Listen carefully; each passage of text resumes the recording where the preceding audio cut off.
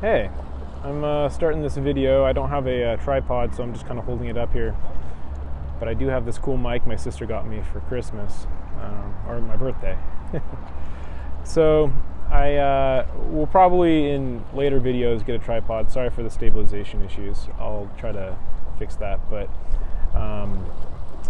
wanted to make this video and talk a little bit about some of the stuff that I've been learning lately, in particular about maybe introversion versus extroversion. Is that the right word? Being an extrovert. Maybe some stuff about positive thinking, and then wrap it up with some thoughts on how to kind of live in a introverted world when you're an extrovert. So introversion and extroversion is really interesting. I recently watched a TED Talk that talked about the Myers-Briggs personality tests, and one of the things that I took away from that was really interesting is that introverts tend to define things in a very internalized way. So for instance, if you were to approach an introvert and tell them about all these new things that you learned and that kind of stuff, they might need some time to internalize that, think about it, and then give a response, right? And if you were to talk to them before they internalize that about what you talked about, they might be like, "Hey, you're interrupting me. You're kind of getting in the way of my thought process."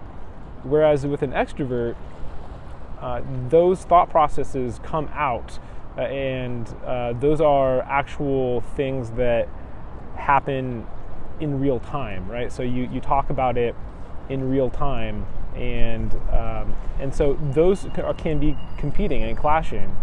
So why does this matter? Well, this matters because I'm a software engineer. I've been doing it for quite a while now, I suppose. Almost about 10 years, really. And most software engineers are introverts.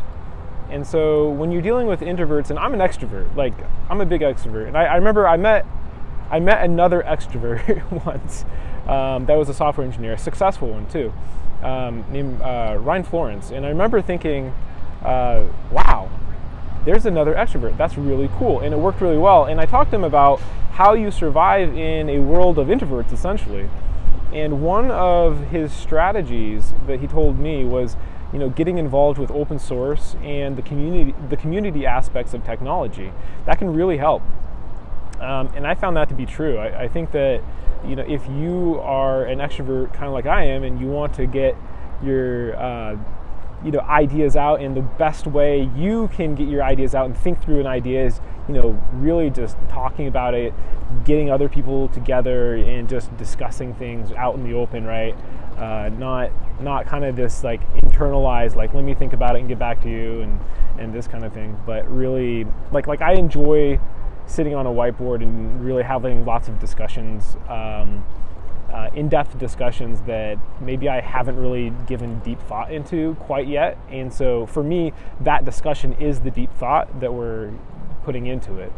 So sorry for the shakiness here.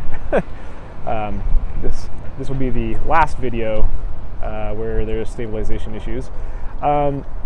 So there's that, and then positive thinking is the last thing. I'd have to say,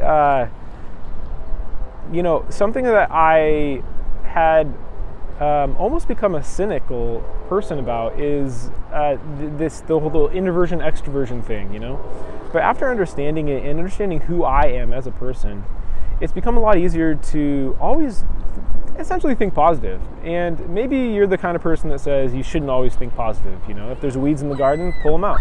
And it's true. If there are weeds in the garden, pull them out. There's a seagull right there. It's here. By the way, I'm here at Lake Merritt in Oakland.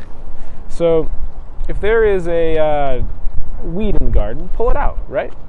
Don't pretend there's no weeds. But one thing to realize, though, don't just notice the weeds.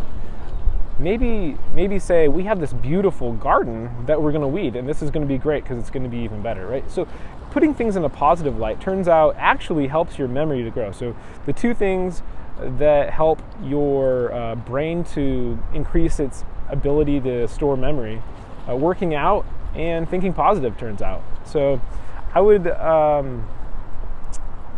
always say, think positive. It sounds so cliche almost, or utopian, I guess, but thinking positive is super important, not just for you, but the people around you. Do you really want to be working around someone that's always like negative? Practical is good, I suppose, but kind of. So, and that's probably a later discussion, but sometimes you need a healthy dose of unpractical people in order to make this world work. Because if we were all super practical, nobody would be doing anything interesting. We'd just be doing very practical things. So, but anyway, thanks for listening, and I'll try to post some more thoughts later.